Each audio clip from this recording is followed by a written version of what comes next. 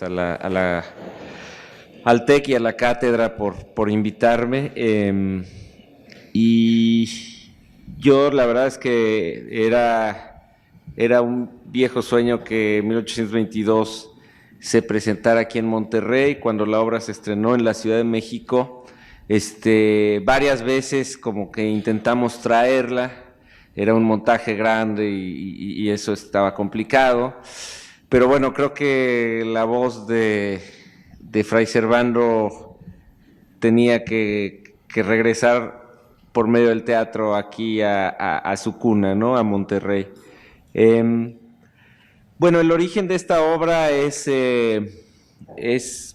realmente es muy difícil saber en qué momento propiamente se origina la obra, ¿no? Como que yo creo que se van, digamos, sembrando elementos que a veces en el lapso de años van desarrollándose y de pronto cuajan varios de ellos en una sola cosa, que es, digamos, la idea ya reconocible como la idea definida, primigenia de una obra, ¿no?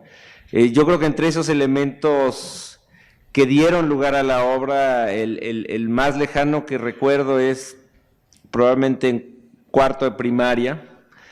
Recuerdo que en el libro de la SEP, del libro de texto gratuito, de historia, bueno, ciencias sociales le decían muy setenteramente en esa época. Entonces iba uno leyendo la historia de México y la colonia, no sé qué, y de pronto la independencia, Hidalgo, Morelos, y de pronto venía la consumación de la independencia, que era un parrafito de este tamaño que decía que Iturbide y Guerrero se habían unido, y venía una gran reproducción del cuadro de la entrada de Iturbide a la Ciudad de México y otra reproducción del cuadro de Iturbide como emperador con su manto, su corona y su cetro, ¿no? Entonces, esa idea, o sea, esa imagen y ese parrafito que decía que, bueno, había habido un imperio. Lo primero que había habido en este país, como país independiente, había sido un imperio que había durado unos cuantos meses. Me parecía totalmente absurda, ¿no? Como que alguna vez fuimos un imperio en México, un imperio. Era como una contradicción. Y bueno, sin embargo me parecía fascinante porque, claro, te remite a todas estas historias de reyes y tal que uno ve en el teatro, en las películas, en las novelas. Y bueno, ahí quedó, pero digamos que Iturbide desde ese momento era como una figura que me resultaba fascinante entre, digamos, épica y ridícula, ¿no? Y de pronto, muchos años después, mi hermano, que es historiador, un día me pasó un libro que hablaba sobre Fray Servando, ¿no? Los orígenes del nacionalismo mexicano, de Brading, y entonces ahí narraba la historia de este loco que había escapado más de una decena de veces de prisión, que lo habían desterrado los criollos por tratar de defender una idea criolla, que era un disparate absurdo, pero que al mismo tiempo tenía una idea política muy fuerte, que era afirmar que la imagen de la Virgen de Guadalupe, que se venera en el Tepeyac, no está impresa en la tilma de Juan Diego, San Juan Diego ahora, sino que ese era digamos, las ropas con las que Santo Tomás Apóstol había venido a predicar en el primer siglo de nuestra era y había sido conocido como Quetzalcóatl, ¿no? Y entonces, bueno, todo esto me parecía verdaderamente, pues delirante, ¿no?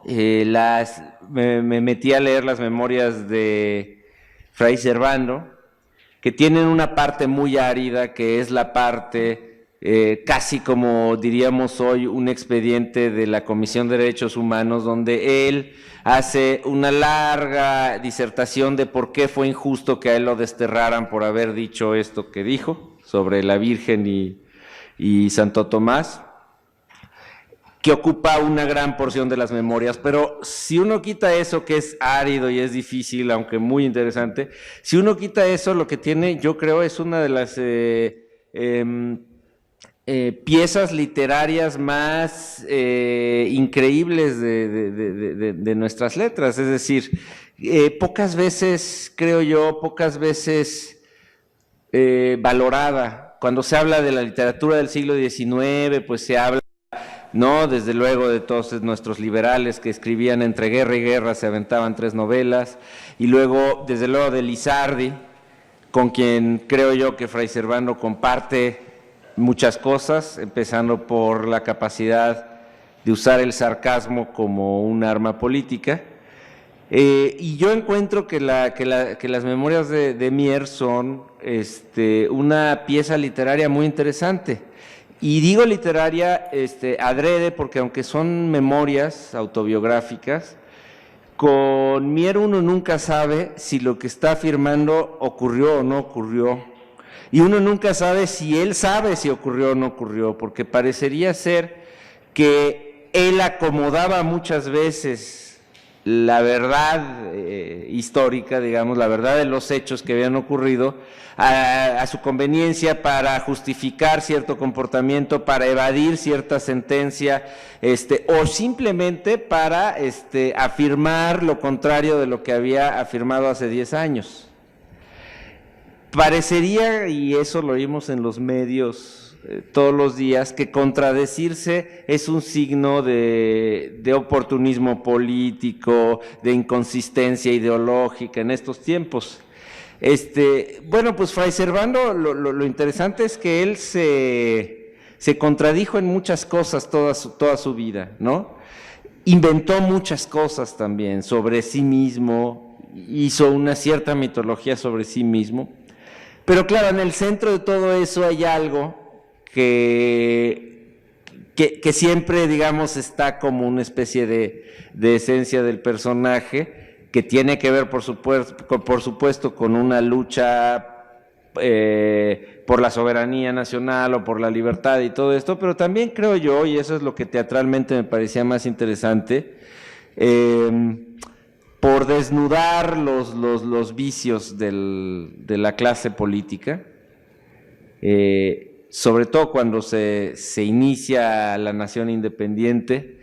Y bueno, cuando yo me metí a hacer un poco de investigación sobre cómo era ese primer Congreso Constituyente, ¿no?, del que había formado parte Mier, pues me quedé pasmado porque de pronto me encontraba afirmaciones que parecían salidas de un periódico del día en que yo estaba investigando, más que de 200 años antes, como por ejemplo, y cuando justamente acaba de caer Iturbide y entonces se vuelve a reunir un congreso y le hacen una especie de, no es un juicio como en la obra es un juicio, sino es una especie como de auditoría, diríamos, y bueno, hay acusaciones como, y se robó tanto dinero, y los carros que iban hacia el Golfo de México acompañándolos se hundían en el fango a la altura de Jalapa, de la cantidad de oro que traían, y todo ese oro está depositado en bancos de Suiza, ¿no? Textual. Y decía, bueno, pues era exactamente lo que se decía de Salinas, y lo que se seguirá diciendo de muchos otros presidentes mexicanos. Entonces, bueno, digamos que empecé a encontrar una serie de elementos ya en la investigación más amplia que me remitían como a ciertas conductas y ciertos vicios y ciertos comportamientos de la clase política mexicana, de nuestros gobernantes, tanto en el Poder Ejecutivo como Iturbide, como los diputados, Y a mí me sorprendió una cosa, porque ahora estamos muy acostumbrados a que los diputados se partan la cabeza en la Cámara y se digan cosas tremendas, pero yo de niño crecí todavía como en un México donde la Cámara de Diputados era una especie de club donde se premiaban carreras políticas, y que su única función era aprobar lo que el presidente les mandara, ¿no?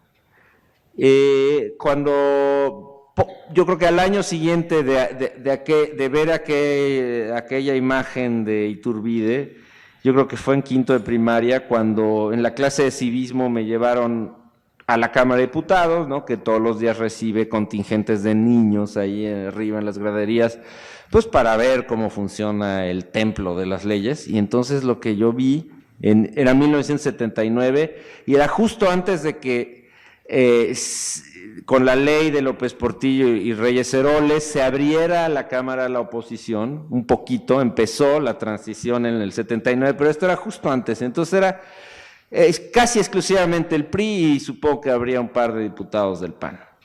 Y entonces, pues yo me acuerdo mucho, se me quedó muy grabado en esa época en la que no existían las computadoras personales ni nada, ver que los diputados, ¿no? Varios de ellos tenían unas televisiones chiquitas que eran como cosas que solo se podrían traer de contrabando de Estados Unidos y tal, y entonces pues durante la sesión ellos veían la tele, ¿no? Porque pues lo que decía el de allá arriba no importaba mucho, y de pronto estaba todo así muy aburrido, y alguien subió y dijo: todo está muy bien, diputado, pero yo lo que quiero preguntar es ¿qué pasó con las camionetas que le dio el partido para hacer no sé qué cosas? ¿Se las robó usted? ¿Se robó ese dinero? Y entonces subió el otro diputado, todos eran del mismo partido, más bien eran como, supongo, de grupos diferentes, y pues el diputado dice que yo me robé las camionetas, pero es un mentiroso, y además si tiene algo que decirme, nos salimos ahorita y que me lo diga en mi jeta y a ver si nos partimos la madre, ¿no? Y entonces, pues esa fue la clase de civismo que recibimos los niños que fuimos ese día, y como que eso, la verdad es que me hizo ver la política mexicana de una manera muy distinta. Hoy en día en el canal legislativo es el pan de todos los días. En aquella época todavía había como esta solemnización de las formas. Y de alguna manera las escenas que ocurren en la Cámara de Diputados en la obra en 1822, pues tratan de rescatar justamente eso que vi, ¿no? La primera vez que me tocó ver ir a un evento legislativo. Y lo que me sorprendía mucho era que yo encontraba en el diario de debates del Congreso Constituyente un Congreso con diputados mucho más echados para adelante, mucho más discutidores, ¿no? Mucho más polemistas, mucho más activos que los diputados que a mí me había tocado ver en la infancia, que solo se peleaban si fulano, el compañero diputado, se había robado el dinero sin haber dado la parte que correspondía, ¿no? Entonces, me parecía como eso un descubrimiento, porque la lógica y las clases de historia siempre apuntaban hacia que pues había un avance, ¿no? Y que nuestra primera Cámara de Diputados tendría, siglo XIX, en un país que se acaba de independizar, tendría que haber sido mucho más, digamos, retrasada en términos de evolución política que la de 200 años después, y yo lo que veía era diferente. Y me atrevo a decir además que yo, una de las razones por las que me sigue pareciendo muy, muy atractiva la figura de Mier es porque yo no encuentro hoy en día un político que tenga esa agudeza intelectual y ese uso literario del humor. Generalmente los diputados son gente, pues, más bien, digamos, inclinada a cometer pifia sobre pifia y a confundir los nombres y todas estas cosas, a tener una gran inconsistencia y rara vez hacen un chiste si no es un chiste cínico, como los que hacía Fidel Velázquez, ¿no? Que eran el cinismo total, ¿no? Cuando le dice a Muñoz Ledo que por primera vez en el 88 se atreve a interpelar al presidente a medio informe de gobierno, y entonces Fidel Velázquez, cuando le preguntan qué opina de ese acto desacralizador, dice, ese me la interpela, ¿no? Es así. Bueno, pues ese era el cinismo como muy priista. Ya el cinismo se ha vuelto de muchos otros partidos. Entonces, creo que digamos, calidad literaria, ese uso del sarcasmo como herramienta política del padre Mier, y esa inteligencia finalmente, ¿no? Esa inteligencia, pues es algo que yo sinceramente no veo que haya tenido herederos en la actual Cámara ni en las anteriores legislaturas. Y en ese sentido creo que podemos seguir aprendiendo de una figura como Mier, pero al mismo tiempo me parece una figura fascinante por el hecho que decía, que es una figura que se contradice, que no es un héroe de una pieza que podamos admirar y admirar y admirar y nada más, sino es alguien que tuvo contradicciones, que a veces renunció al heroísmo y fue pragmático en actos que algunos calificarán de cobardía, ¿no? Pero que a mí me parecen como muy entendibles, ¿no? Así es que todo eso es el material que a mí, digamos, que con el que me fui encontrando y que quise reflejar en la obra. Y también un asunto que es un asunto de identidad nacional, ¿no? De pronto me fue quedando cada vez más claro que el México independiente era básicamente igual que el México colonizado, que la Nueva España y México eran básicamente igual. Por ahí la obra tiene una última escena donde Mier dice su testamento, que es en realidad ese testamento tiene más que ver con Lizardi, que tiene un texto que un poco fue la base que inspiró esa escena, que donde habla un poco de eso, ¿no? De cuando yo muera, lo que veo es un México prácticamente igual que cuando se llamaba Nueva España, solo cambió el nombre, ¿no?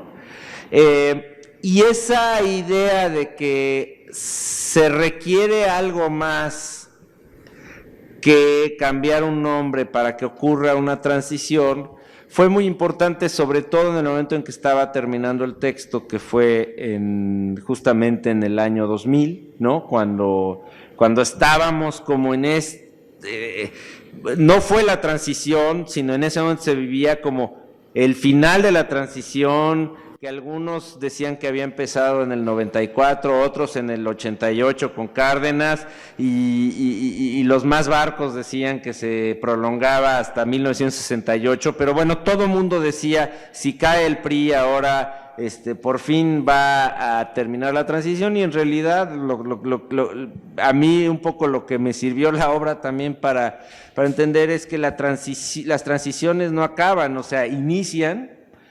Y en realidad la verdadera transición viene después de la efeméride, después del acto solemne donde parece que ocurre algo.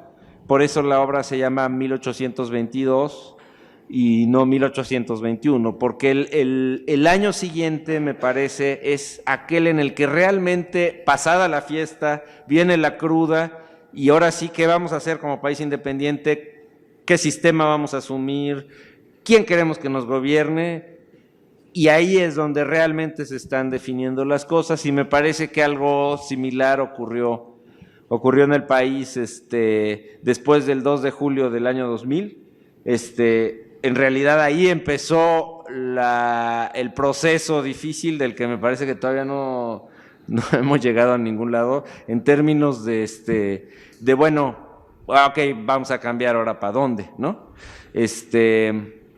Así que bueno, todo esto es, digamos, son las cosas en las que estaba pensando, que fui encontrando en el proceso de investigación y de escritura de la obra, ¿no?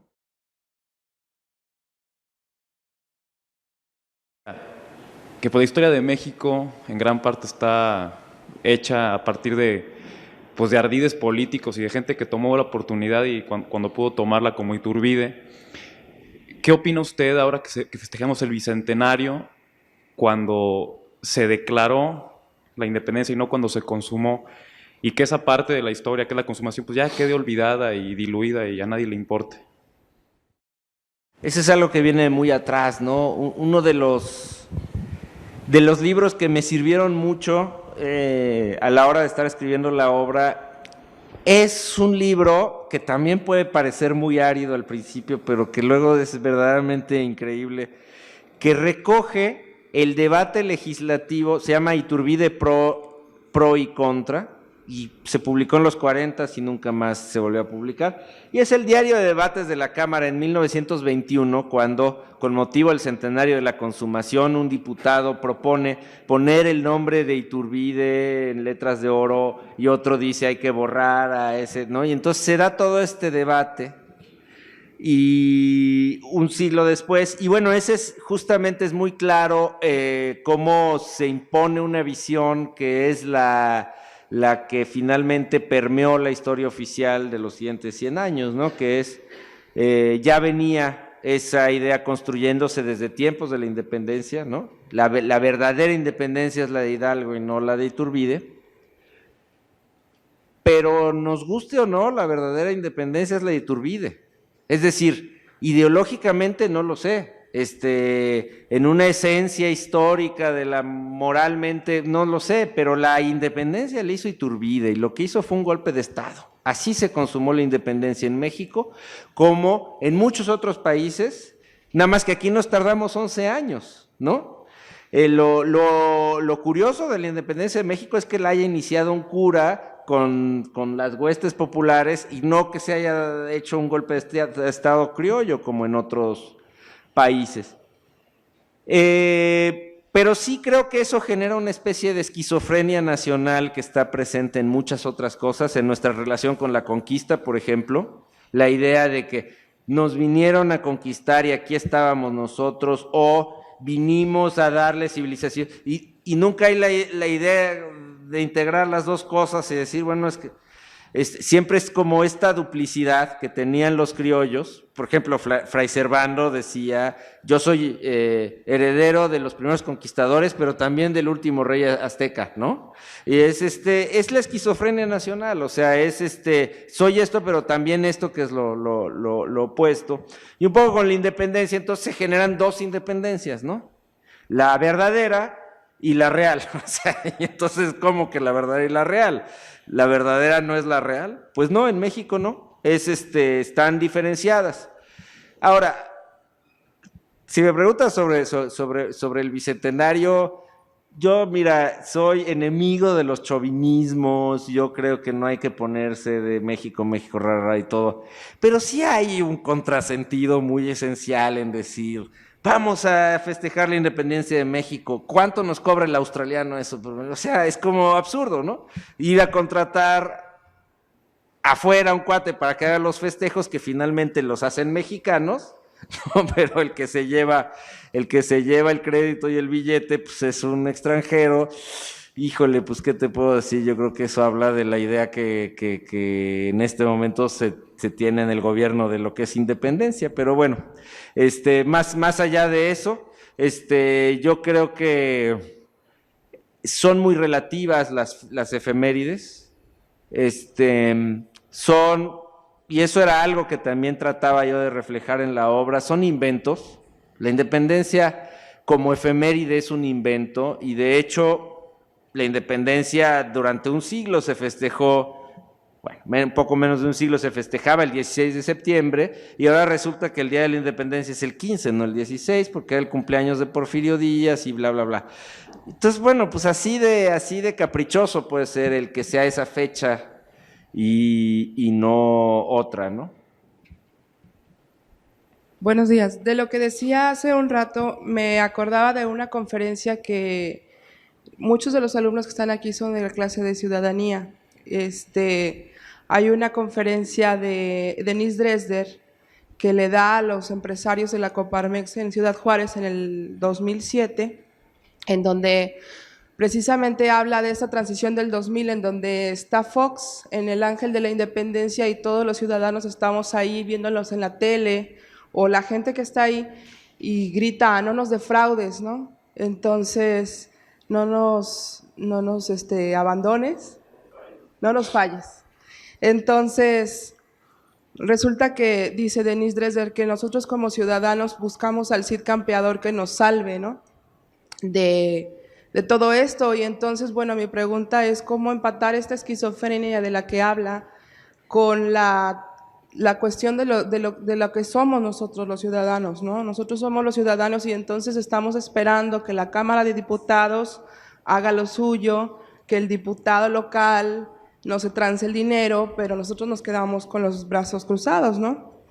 Entonces, la obra de teatro como producto cultural también para la ciudadanía, ¿qué es lo que pretende? ¿Hacer una reflexión o hacer que la gente actúe o simplemente nada, ¿no? A lo mejor nada más como una obra de arte que se introyecte y se quede ahí, no lo sé.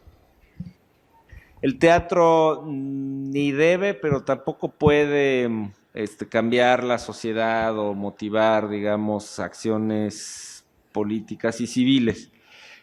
Sin embargo, el arte en general yo creo que sí modifica al ser humano y eso tendrá consecuencias, aunque no forzosamente son tan predecibles como decir, y por lo tanto ahora la gente va a tratar de cambiar su sistema político o lo que sea. Yo creo que uno de los intereses del arte es pues esta posibilidad de tomar conciencia de lo que uno es, ¿no?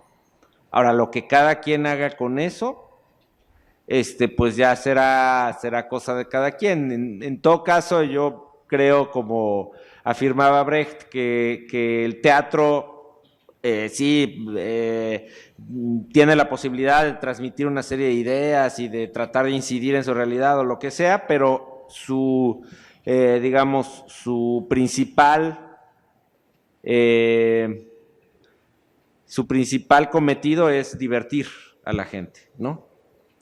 Y eso está mal visto, parecería, pero eso también es parte de la esquizofrenia nacional, porque por un lado está mal visto como en una cosa muy intelectual y de no, pues cómo divertir, bueno, lo decía Bertolt Brecht, que era un artista y además era un artista marxista, ¿no?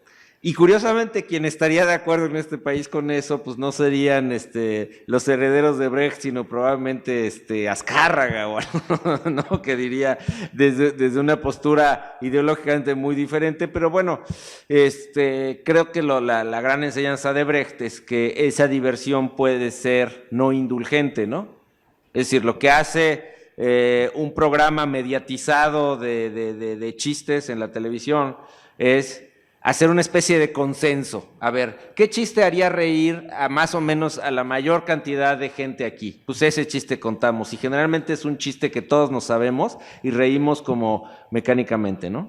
Porque como estímulo-respuesta. Cuando nos dicen una palabra X en el escenario, cuando alguien en el escenario es muy claro, hay una obra de teatro y de pronto dice ¡pendejo!, la gente se ríe, pero es una respuesta automatizada, no expresa realmente participar de la burla de algo, sino se transgredió algo. Y ese es el principio del humor. Ahora, sobre eso creo que se puede construir algo mucho, mucho mayor, y generalmente en los medios lo que se hace es quedarse ahí, quedarse nalga, grosería mal disimulada, ese tipo de cosas, ¿no? Ya no sé si no partimos de ahí, pero bueno, no sé si eso respondió, pero ya llegamos quién sabe hasta dónde. Tenía una pregunta. Cuando estás escribiendo una obra de teatro con personajes históricos, ¿en qué punto, desde que partes de tu investigación, en qué punto ya la investigación empieza a quedar atrás y empiezas a reescribir el personaje para tratar de dar tu mensaje en la obra? No son dos fases, es una sola cosa. O sea, yo cuando investigo, lo que hago es tratar de abrir, digamos, mi mente a lo que voy a encontrar, no lo que espero encontrar, ¿no? Lo que realmente hay ahí. Y tratar de dejarme fascinar por lo que hay ahí. Y eso es para mí la investigación, y por eso es un proceso que, aunque tiene partes áridas, como decía, es un proceso muy divertido, porque de pronto te encuentras con cosas que son increíbles.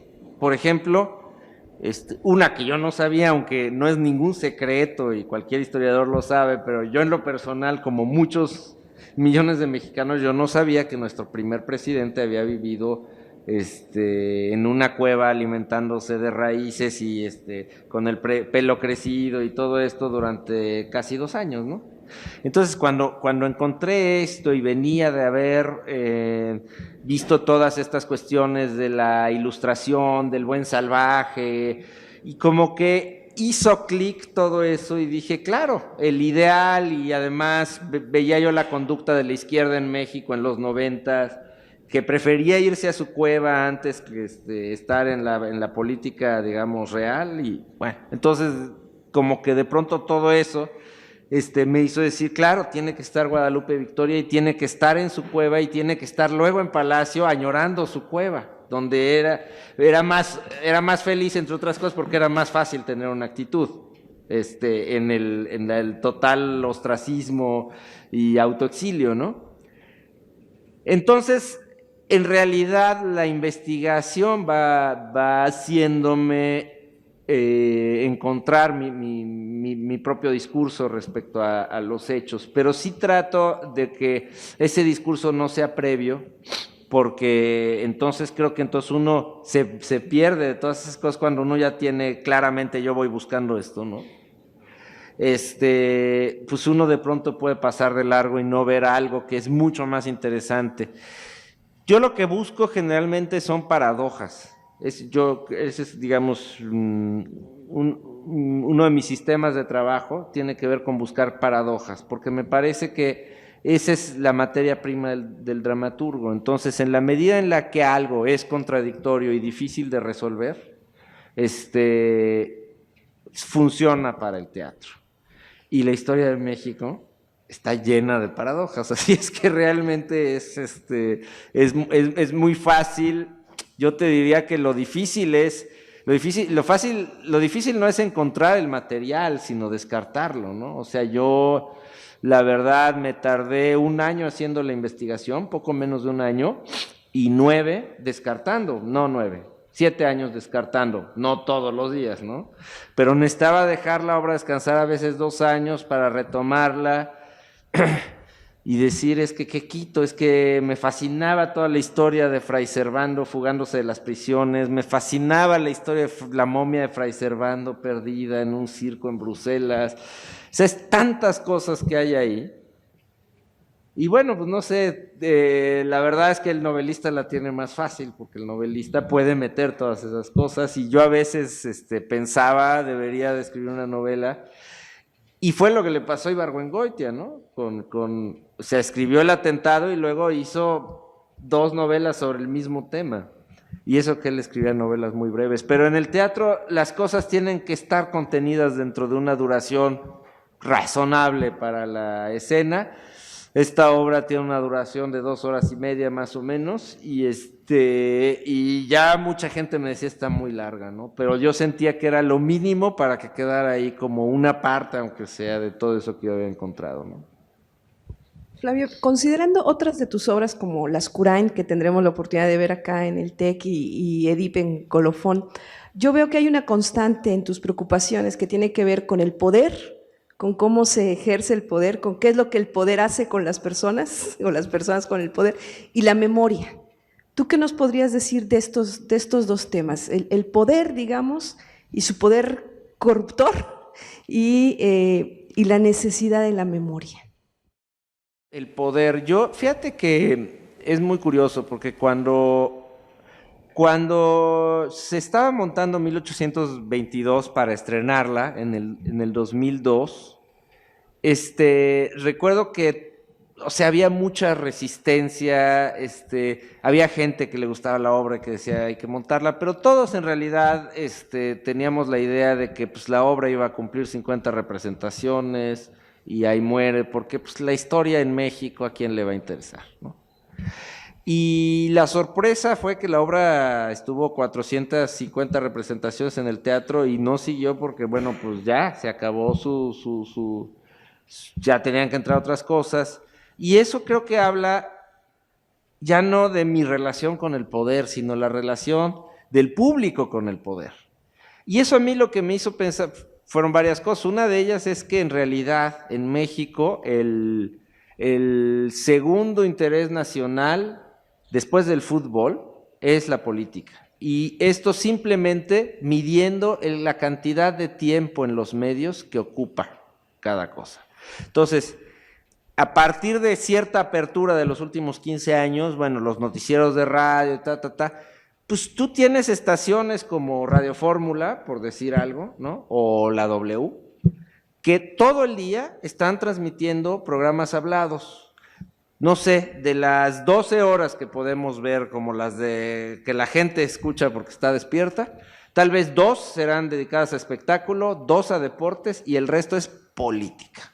O sea, el poder. Los noticieros, cuando yo era niño, como había más censura y era más aburrida la vida política, hablaban, hombre, una tercera parte de lo que pasaba en otros países y decían, y en Israel, y ciencia. Y hoy en día no cabe, pero ni por asomo, una nota sobre ciencia. Y pues, si es internacional es porque, hombre, o sea, hubo un terremoto que devastó Chile. Si no, no. Hay demasiadas declaraciones políticas, insultos, se están peleando aquí, mataron a un alcalde. O sea, está tan fuerte el asunto del poder. Y yo no creo que ninguno de esos noticieros esté ahí con falta de rating, ¿no? O sea, están ahí porque la gente los escucha y porque creo que el mexicano tiene una fascinación por el poder. Ahora, un poco esta cuestión que ahorita se comentaba con lo de Denise Dresser, o sea, es una relación un tanto pasiva, es cierto. O sea, es fascinarse con el poder, pero viéndolo, no forzosamente participando. Y creo que en momentos donde el presidencialismo mexicano estaba en su apogeo, no ha terminado para nada, pero estaba en su apogeo con López Portillo, Echeverría, esos presidentes que de pronto decían demuélase y se demolía un pueblo entero y cosas así verdaderamente de faraón. La gente podía estar muy insatisfecha, pero había una fascinación en cierto punto como por esa figura casi divina. Entonces yo no sé si tenga que ver con los antecedentes políticos previos a la conquista o con el verticalismo absoluto del sistema colonial o con la mezcla de las dos, no lo sé. Pero sí creo que en México hay una fascinación por el poder. Yo lo que trato, yo la comparto. Entonces para mí es como he hecho cortometrajes sobre fútbol. Es un tema que me apasiona, como mucha gente, y para mí es lo mismo, es como hablar de una conversación ya iniciada hace mucho, ¿no? O sea, retomar una conversación para volver a... en el caso de las Curain, lo que me parecía fascinante, de alguna manera Iturbide ya tiene esta cuestión efímera de un rey, pero por 10 meses, que es lo que duró como rey realmente. Y Las Curain era el caso extremo, 45 minutos, ¿no? Entonces, la verdad es que cuando me cayó el 20, me fascinaba por sí mismo, porque era como estás reina por un día y estas cosas, ¿no? Pero cuando me di cuenta de que 45 minutos era un tiempo totalmente teatral. Entonces ahí como que cuajó la obra y dije, esos 45 minutos, esos son la obra. Vamos a ver un periodo presidencial en tiempo real. Y eso solo se puede hacer con Pedro Lascurain, porque el que le sigue duró 3 días, y eso ya no es un tiempo teatral. Y había tantas cosas que decir, porque en realidad en la presidencia de Pedro Lascurain no ocurrió nada, pero en las que siguieron sí, y el Lascurain de la obra tiene más que ver con todos esos otros presidentes del siglo XX que con él mismo, y se volvió una especie de sexenio en cámara rápida de cualquier otro presidente. Lo que ocurrió es que no cupo en 45 minutos y la obra dura 1:30. Al interior de la obra transcurren 45 minutos, divididos en 3/4 de hora que ni siquiera son iguales, ¿no? Está pensado un poco como los tiempos del sexenio. Los 2 años centrales son larguísimos porque hay muchas cosas que hacer y ya está el apogeo y parece que no va a terminar nunca, y los últimos 2 años siempre son vertiginosos y generalmente catastróficos, ¿no? Entonces, ahí lo que me parecía es que la situación permitía retratar lo que es el presidencialismo mexicano, por el cual yo siento esa fascinación y rechazo que creo que muchos otros en el país, ¿no? Y bueno, ya habías comentado algo sobre que los personajes de la obra te reflejan a los de la actualidad, ¿no? Yo, bueno, sin saberlo, yo cuando vi la obra dije, esto no es el pasado, esto es ahorita. O sea, me quedó muy la imagen de los indios pidiéndole dinero a los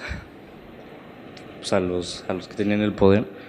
Entonces, mi pregunta es, cuando tú creas la obra y le das como la personalidad a los que actúan, ¿tomaste en cuenta algunos personajes de la vida política actual o tú creaste su forma de ser? No, en realidad, igual que en la otra obra, igual que en Lascurain, yo lo que traté de hacer es como una especie de destilado, ¿no? De destilado de muchos presidentes o de muchas figuras políticas, pero que ninguno fuera muy reconocible, porque me parece que eso ya lleva las cosas casi al cabaret, ¿no? Y eso le da una caducidad muy inmediata a los textos. Creo que ¿sabes lo que pasaba? Que realmente era muy curioso, porque como la obra estuvo mucho tiempo en escena, estuvo 3 años en escena, durante esos 3 años ocurrieron muchas cosas. Estrenamos en el 2002, cuando Fox todavía había gente que decía que iba a haber un cambio mayúsculo y tenía mucha popularidad todavía y tal. Todavía no se casaba con Marta Sagún. Y terminó en el 2005, cuando ya estaba el desafuero de López Obrador y ya Calderón se le había salido del huacal a Fox y se había vuelto candidato. En fin, como todo un panorama político muy diferente. Y a lo largo de esos 3 años, lo que ocurría es que, además, como ahora cambiaba la realidad semana a semana, pasaban cosas, y eso lo que hacía era como iluminar ciertos momentos de la obra, que parecían alusiones escritas para coincidir con la realidad y comentarla, y yo en eso, y con el director, con Antonio Castro, fuimos muy cuidadosos de decir, no vamos a hacer un solo chiste de actualidad. Lo que parece un chiste de actualidad en realidad es la reiteración de viejas conductas que vienen, algunas desde la colonia, otras de la revolución, porque es un destilado, o sea, no todo lo que está en la obra viene de la colonia. Recoge también estas conductas de los diputados priistas de los 70s y tal. Pero, claro, al final de la temporada era difícil que nos creyeran que no era una alusión de actualidad, cuando en una cierta escena resulta que el problema es la discusión de Mier, porque ustedes no me pueden llevar a la cárcel porque yo tengo fuero, pues se acabó su fuero y tal, cuando estaba pasando lo de López Obrador. Bueno, pues sí, parecía un chiste de actualidad y en realidad pues creo que es una situación que podemos encontrar en la historia más que esas dos veces, ¿no? Así que yo ahí sí creo que no es sano, digamos, identificar a los personajes de ficción demasiado así, asociarlos demasiado claramente con un personaje del presente, porque la verdad es que los personajes del presente están hoy y mañana nadie se acuerda de ellos, o sea, y tú ves a la gente que estaba ahí en el Candelero en 2002, pues la mitad de ellos están ahí, la otra mitad ya quién sabe qué les pasó, ¿no? Así que yo en eso pues trato de que no sea así transparente. En cambio en el radio, la gente que hace programas humorísticos de radio con la política, pues ese es ahí sí, ¿no? De eso se trata el cabaret, el radio, todo eso.